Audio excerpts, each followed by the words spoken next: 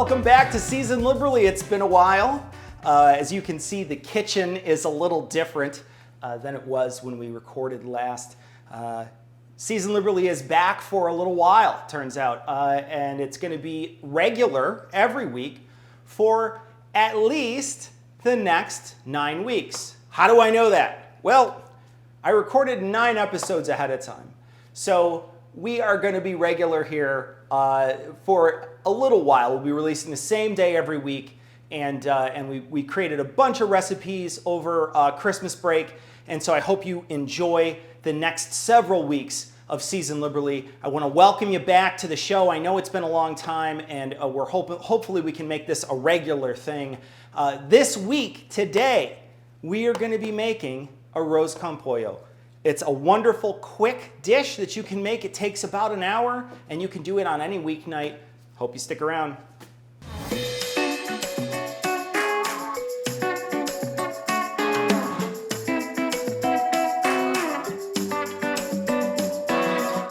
We're going to get started with our mise right away. We need to get our mise en place set. And so the first thing we're going to do is we are going to dice and chop our vegetables for this recipe. For this recipe, we're going to need an onion. I'm using a yellow onion, and this needs to be diced up. I'm using a knife I was gifted. This is a custom knife from a friend of mine, Tom. He gave me this for Christmas, and so I had wanted to use it for a while. So here we go. This is the first time using this knife.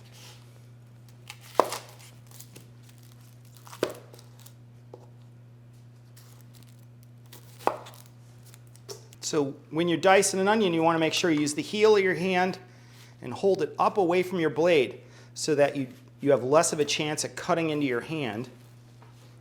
And then I always keep the root end on so that it holds the onion together. And then when it starts to get a little wobbly up here, what I do is I lay it flat, take a couple of slices off the top so I can get as much of the onion off of that root as possible, and it's not all wobbly. I'm also going to be using 1 tomato, and I'm going to cut the top of it off and then squeeze out the seeds. We don't need the seeds in here. The rest of the tomato is fine. I just don't want the seeds in here. I'm going to pull the stem off and cut around the top here. And I'm just going to dice it up. Need to get our garlic. So what I like to do is nip the little root end off the garlic. And once you do that, you can use the side of your knife to squash it, right? And then the paper just falls right off. If you don't do that, then it gets caught on that root end and you're swinging around half a garlic clove. Then I'm going to smash it down nice and good and then just dice it. We have to clean our chicken up.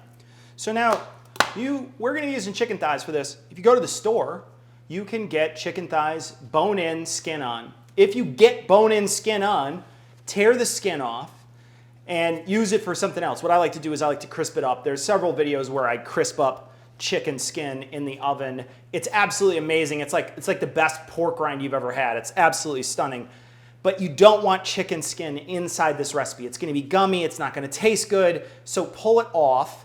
And then I normally debone these thighs, and that's pretty easy to do. All you have to do is cut alongside the bottom of it, and it pretty much falls apart. Just 2 little cuts on either end, and it should fall right apart. Or you can just buy them boneless, skinless. And that's what I have here today. Is these came straight from the butcher, boneless, skinless. But these have a goodly amount of fat on them. You see how much fat is in here? That's a lot of fat, okay? And what's going to happen is that fat is going to make its way into the dish, and it's going to pool a little bit, and it's not going to be super edible, and it's not going to taste great. So I'm going to work my way around each one of these, cutting these big fat deposits off. And then if they look good, they look good. I'm just going to leave it alone. Most of these only have one, and the one that they have, I'll be cutting off. Sometimes they'll have 2, they'll be split.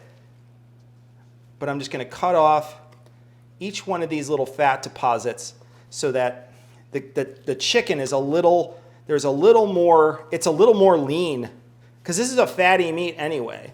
And this extra fat doesn't add anything to the dish. And look at this one.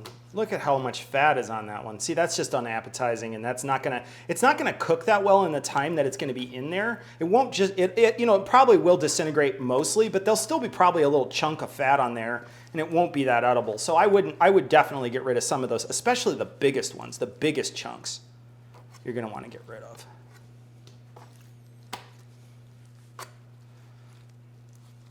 All right. We have our chicken ready to go. I'm going to get cleaned up here, and we're going to get cooking. I also have here some Spanish chorizo. Now, Spanish chorizo is a cured sausage. This is going to cook in the arroz con pollo. I don't use Mexican chorizo for this. Mexican chorizo is uncooked in a casing. It would be a different process in order to put that in here. This actually adds a ton of flavor and adds a nice salt layer to this dish as well. So I use Spanish chorizo for this dish, which, like I say, is a fully ready to go sausage. I mean, look at how much oil is on that. Wow. So I'm going to cut it down the middle, and then I'm going to quarter it, right? So I'm going to cut it again, and I'm going to cut it again, and then I'm just going to cut it into little hunks.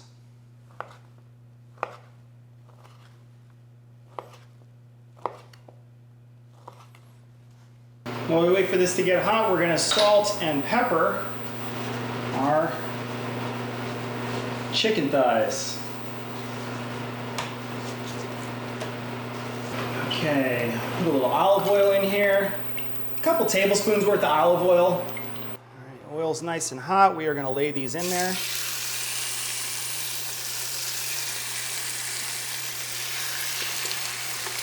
Just trying to brown them up.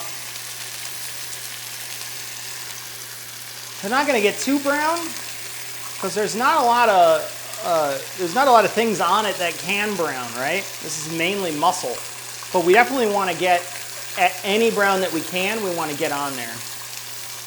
So you see, this is about as brown as they're going to get, right about here. But that's okay. That's good. And these are not going to cook all the way through. You're going to cook them all the way through at the end. You just need to get them brown first.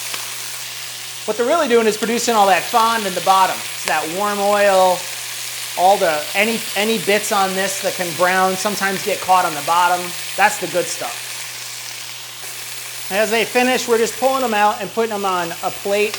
They're going to get added later, and we're going to add that and the collected juices to the dish. All right, let's pull this off. That's the last one. So now we're going to cook our aromatics. We're going to throw our onion in here and let that come up. When you do that, we are going to hit it with a little salt.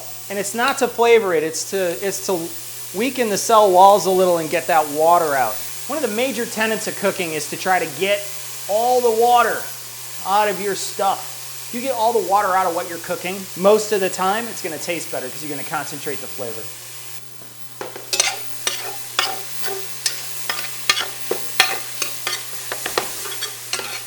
Now I'm not trying to do much to this onion, except for get it so it's translucent.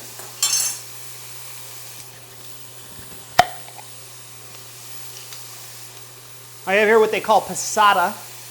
Now we're going to be adding some of this to the dish. It's essentially tomato puree. Now you can forego the fresh tomato and the passata and just add a full can of chopped tomatoes if you want.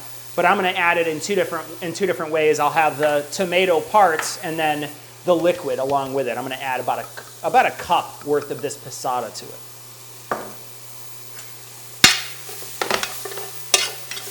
All right. So to this, I'm going to add my tomato. I'm going to add my garlic.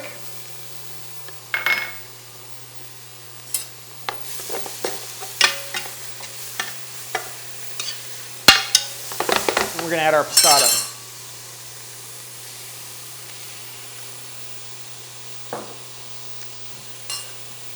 To this pasata, we're going to add 1 tablespoon, or maybe about a teaspoon and a half of oregano.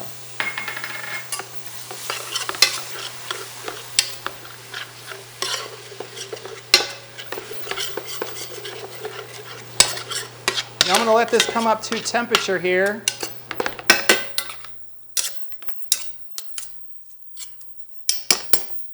And while it does, I'm going to add to this, let's call it a good tablespoon worth of red chili paste, maybe a little more. Adds a nice flavor to this and also adds a nice little bit of heat. So here we go. I'm going to shake it up, get any fond off the bottom, spin it around. Into this, we're going to pour the rice. This is a cup of white rice. You can use brown rice in this, you just got to cook it a little longer. We're going to coat the rice with this mixture here as best we can. And then to this, we're going to add 2 cups of stock. So we're going to stir this up and make sure everything is off the sides.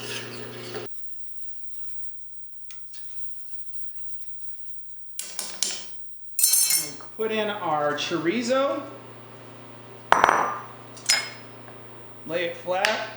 And then back in with our chicken.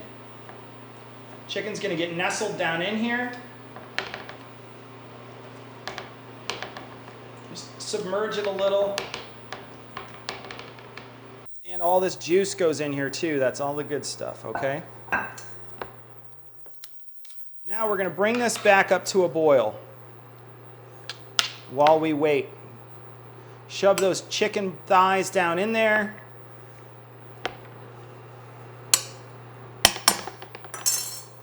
Let's just give it a few minutes. All right, now that it's boiling, we're going to cover it, turn it down to a simmer, and let it cook for 30 minutes. You're going to want to maybe go in there once and give it a stir. Make sure there's no rice cooking on the bottom and that it's burning. But you should be able to just walk away from it for about 20 minutes or so, stir it, another 10 minutes.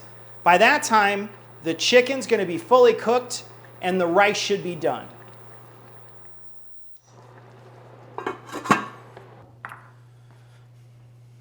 All right, it's been cooking for 30 minutes.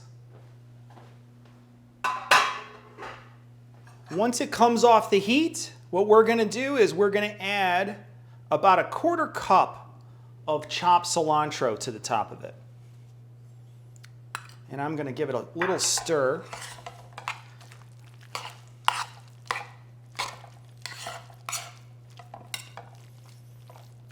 And this is, you can see I just touched the chicken thigh and it just shreds. It's 100% cooked. It took 30 minutes and it is 100% cooked. And the rice is perfect right now. So what I'm going to do is I'm going to get myself a little plate of it. Piece of chicken. Nice little bit of rice in here. Make sure to get a couple of these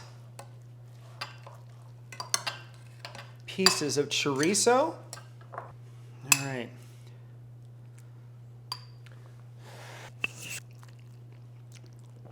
Man, is that comfort food. Oh, that's so good. That sausage, the Spanish chorizo, it gets soft in here. Now, normally it's a pretty dense sausage, right? As it cooks, a lot of that flavor is imparted into the rice, but then it gets softer too. So as it cooks, it gets, like the mouthfeel of that sausage, it really tastes very meaty. And the chicken is absolutely cooked perfectly. The rice at 30 minutes is exactly where you want to be. It's a really excellent dish. This is so awesome on like a nice cold day.